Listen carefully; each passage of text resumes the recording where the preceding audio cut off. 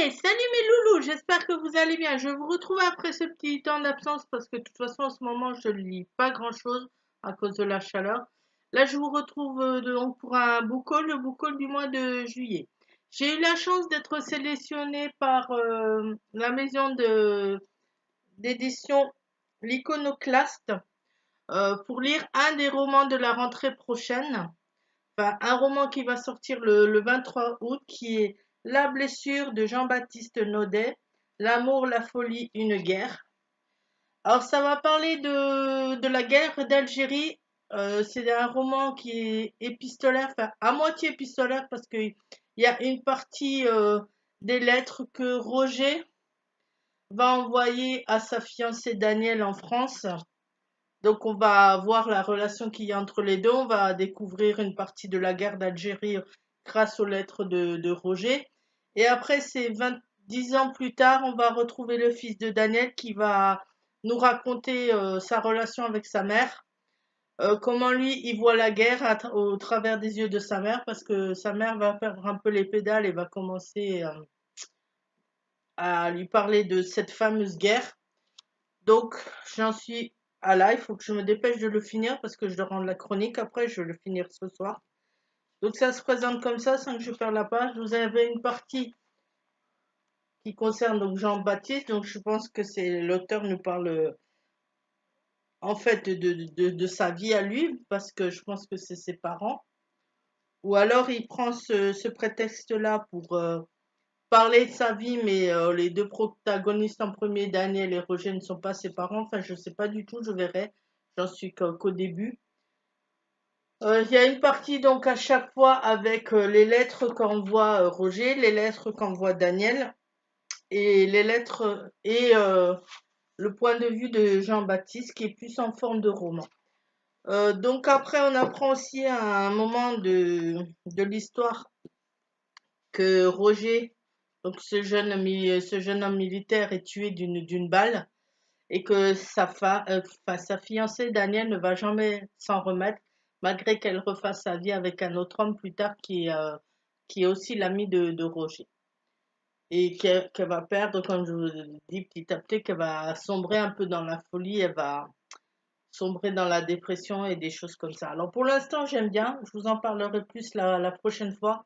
Mais je remercie encore beaucoup la maison d'édition L'Iconoplaste pour m'avoir envoyé ce roman. Et celui-là, il sort le 23 août, donc je vais vous en parler la semaine prochaine, même peut-être fin de cette semaine, parce qu'il faut que je vous rende la chronique quand même assez rapide. Ensuite, on va passer à des livres que j'ai trouvés à Nose, donc toujours pour un prix qui est hors concurrence, qui défie tout. Alors, il y en a trois. Il y a Crucifix d'Adrien Dawson aux éditions Cherche Midi. Donc celui-là, normalement, il est à 19,80 et je l'ai eu à 2,99. Je ne sais pas si vous allez voir le prix. Franchement, si vous avez des noses pas loin de chez vous, allez-y, foncez parce que ça vaut vraiment le coup. Donc en plus, l'état, il est impeccable. On dirait qu'il est neuf. Donc c'est peut-être pas un tout récent celui-là, mais bon, c'est pas grave. À Nose où on peut trouver des livres assez vieux et même des récents. Là, je ne sais pas du tout de quoi ça parle. Apparemment, ça va être en deux parties. En 1645, au Mantruit, une chasse aux sorcières.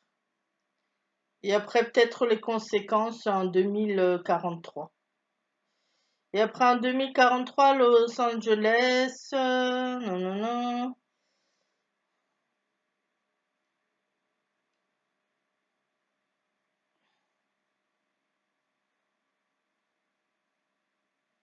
Un scientifique apparemment qui va avoir des révélations sur sa vie, donc qui serait lié aussi apparemment, je pense, à ses ancêtres en 1645. J'en sais pas plus, j'ai pas envie d'en savoir trop, franchement, parce qu'il a l'air vraiment pas mal celui-là. Donc je veux pas trop lire la quatrième de couverture, donc c'est un peu vaste ce que je vous dis, c'est un peu vague. Mais je veux pas trop en savoir, je suis désolée, je vous mettrai peut-être le lien si je le trouve, comme ça vous pourrez aller voir le résumé. Après j'ai trouvé Le jour de l'émancipation de Wayne Grady aux éditions Alors celle-là, je connais pas du tout cette maison d'édition. C'est la maison d'édition Le Serpent à Plumes. Donc celui-là, c'est pareil, il coûte normalement 22 € et un ose, il est pareil à 2,99 €. Donc ça, franchement, vous voyez, ça vaut vraiment le coup, Nose. Si vous avez un ose pas loin de chez vous, allez-y. Hein. Et là, j'en sais pas plus non plus parce que je veux pas trop savoir, mais a priori, ça va parler de jazz. Et ça va parler de Jack Lewis qui joue du trombone quand il s'engage dans la marine en 1943. Donc je pense qu'on va parler de la vie de cet homme, là, peut-être une partie de l'histoire sur le jazz, partie de l'histoire aussi sur la Seconde Guerre mondiale. Pareil, je veux pas trop en savoir parce qu'il a l'air vraiment très bien. Celui-là, il a l'air vraiment très intéressant. Je pense que sur les livres addicts, il a de bonnes notes, il me semble. Donc, à voir aussi, à découvrir. Alors là, je suis dégoûtée parce que c'est un 7e tome et je ne le savais pas. Parce qu'il n'y a rien marqué dessus que c'est comme quoi c'est un 7e tome. C'est la légende des Templiers, la vallée de Paul Christopher. Donc ça fait donc partie d'une saga qui s'appelle la légende des Templiers. Et donc j'ai regardé sur Livre Addict et c'est là que j'ai vu c'est le 7e tome. Il y en a une dizaine a priori, 10 voire même 13 je crois. Donc je vais essayer d'abord de trouver les premiers avant de lire celui-là. Donc là pareil, eh ben, je peux pas vous en dire grand-chose parce que je veux pas lire la 4e de couverture, je veux pas être spoliée. C'est un 7e tome. Je pense pas qu'on puisse le lire comme ça, comme tout seul. Donc j'attends de voir. Pareil, je vais essayer de vous trouver un lien pour que vous puissiez aller voir le résumé. Peut-être le lien Livre Addict si j'arrive à vous le mettre, ou Babelio. Et donc ça va se passer sur 2 époques, en 1492 je vois, et après en 2014. C'est tout ce que je peux vous dire. Là, c'est la faute à Lilian, de la chaîne The Book of Lilian. Ah, je t'accuse, Lilian, je t'accuse. Non, c'est pas sa faute, parce qu'il m'a pas forcé à l'acheter. Mais bon, c'est vrai que depuis le temps qu'il en parle, et ça fait un moment qu'il parle de cette saga, ça m'a donné envie. Donc, c'est le premier tome de Sauveur et Fils, la saison 1, donc de Marie-Aude de Muraille. Alors là, c'est la version en poche, et c'est aux éditions Medium Poche, c'est en l'école des loisirs, Medium Poche. En plus, dedans, c'est acheté moi en librairie. Celui-là, il y a un beau marque-page qui était offert dedans. Donc ça, c'est sympa. Donc là, d'après ce que je me rappelle de ce qu'avait dit Lilian, c'est Sauveur qui est un psychologue. Hum, je crois que c'est psychologue. Ouais, psychologue clinicien. Il veut sauver pas mal de personnes, de jeunes personnes qui ont des problèmes, mais a priori avec son fils, par contre, il n'arrive pas à avoir de discussion.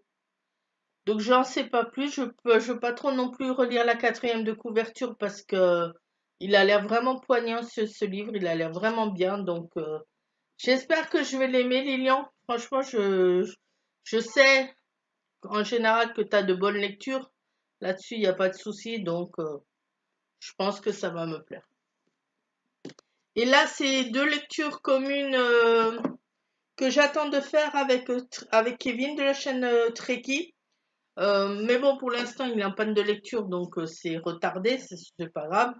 Le premier, c'est Luke et John de Robert Williams aux éditions Nil. Là, je sais pas s'il y aura une romance homosexuelle dedans, je pense pas, mais en tout cas, il y aura une très forte amitié entre 2 jeunes garçons qui sont assez différents, assez considérés un peu différemment des autres.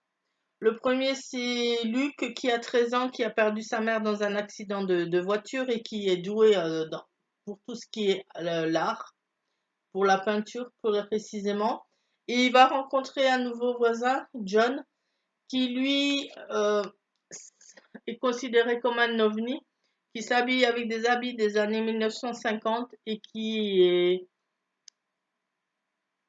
possède une mémoire phénoménale. Donc je pense que tous les deux, ils vont apprendre à se connaître, il va avoir une très forte amitié.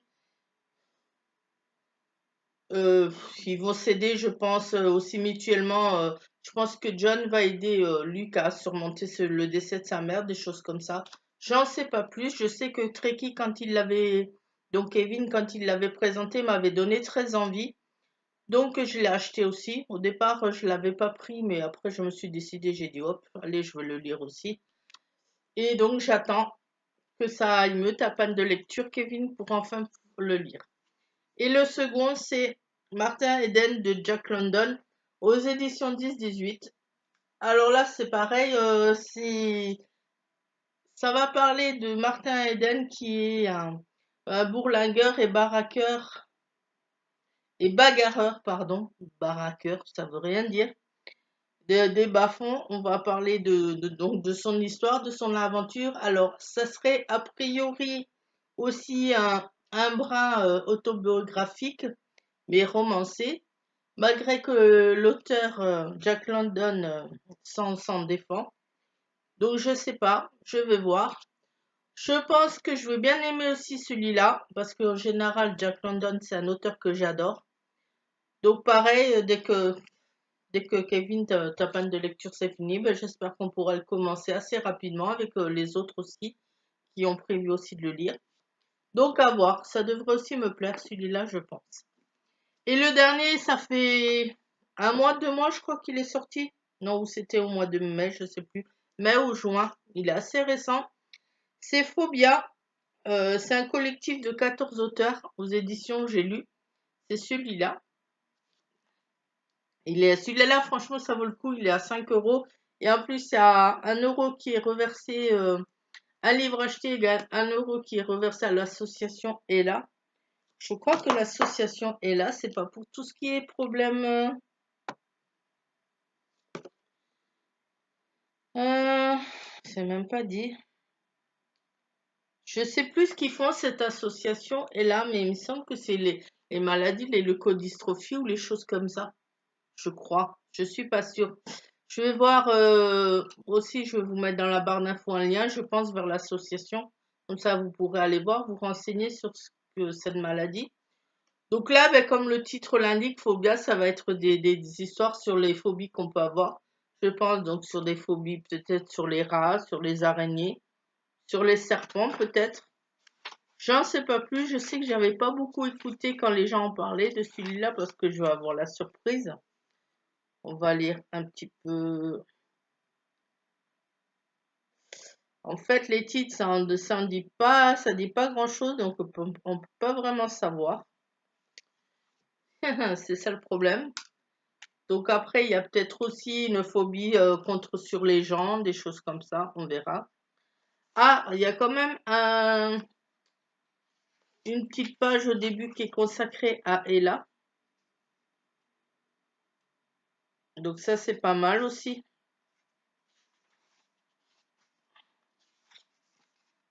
C'est où ça? Attendez, si je trouve. Apparemment, c'est là tout au début.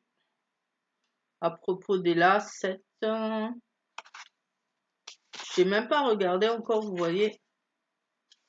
À propos d'Ella. Oui, c'est ça. Voilà. Et là, donc, c'est une association qui a été l'association européenne contre les leucodystrophies.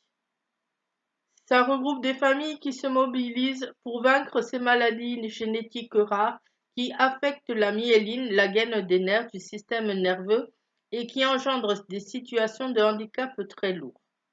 Vous avez là une petite page donc au début qui explique un peu ce qu'est là.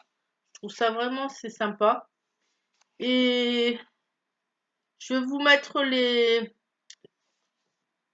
qu'il y a là aussi, c'est les sites Facebook, Twitter et Instagram de l'association est là qu'on retrouve sur Internet, plus la page sur Internet, donc pour ceux qui voudront aller voir. Je vous les noterai dans la barre d'infos. Et en auteurs qui participent dans ce recueil, il y a Nicolas Beuglet, Jean-Luc Biésien, Armel Carbonel, Sonja Delzong, je ne sais même pas comment on prononce, désolé, Damien Eleonori, Johanna Gustafsson, Nicolas Koch, Michael Coudero, Chris Lozeux, Ian Manocoq, Eric Maria Velas, Maud Mayeras, Olivier Norek, Nico Tapion. Donc, et chacun a une petite, il y a en tout combien de nouvelles là-dedans? 1, 2, 3, 4, 5, 6, 7, 8, 9, 10, 11, 12, 13, 14 nouvelles. Hein, c'est logique. Christelle, voyons, puisqu'il y a 14 auteurs. Alors là, franchement, je crois que je suis blonde dans ma tête aujourd'hui parce que, hein, bon, enfin bref. Donc celui-là, j'en sais pas plus. Pareil. Je vais vous dire, je pense que je vais le lire ce week-end, celui-là, donc je vous en dirai des nouvelles rapidement.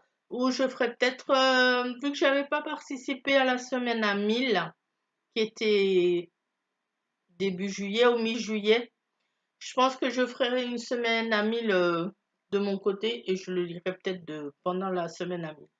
Voilà mes loulous, c'est tout pour cette fois-ci. J'espère que ce petit boucol vous a plu. N'hésitez pas, vous, dans les commentaires, à me dire parmi ceux-là ce que vous avez déjà lu, ce que vous me recommandez en premier, à part les deux que je vais faire en lecture commune avec Kevin. Donc j'attends maintenant sur lui. Et qu'est-ce que vous lisez, vous? Dites-moi tout, racontez-moi tout, ce que vous faites, si vous n'avez pas trop chaud là en ce moment. Ici en Alsace, c'est l'horreur. Par aujourd'hui, c'est un petit peu couvert, mais c'est plus de 38 la journée, l'après-midi, c'est l'horreur. Hein. Pour une région comme l'Alsace, c'est énorme. Dites-moi tout, racontez-moi tout, tout, même vos rêves les plus fous. Allez, allons-y. Hein. Aujourd'hui, je pète un câble, mais c'est pas grave. Ça, c'est la chaleur. Et moi, je vous dis à la prochaine. Bye bye.